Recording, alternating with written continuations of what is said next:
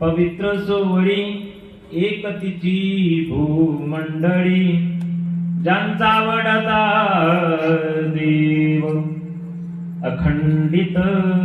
प्रेम भाव तीच भाग्यवंते सरती पुरती धनवित्ते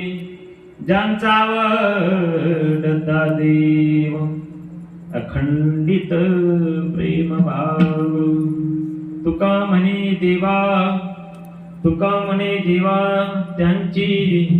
केली पावे सेवा ज्यांचा आवडता देव अखंडित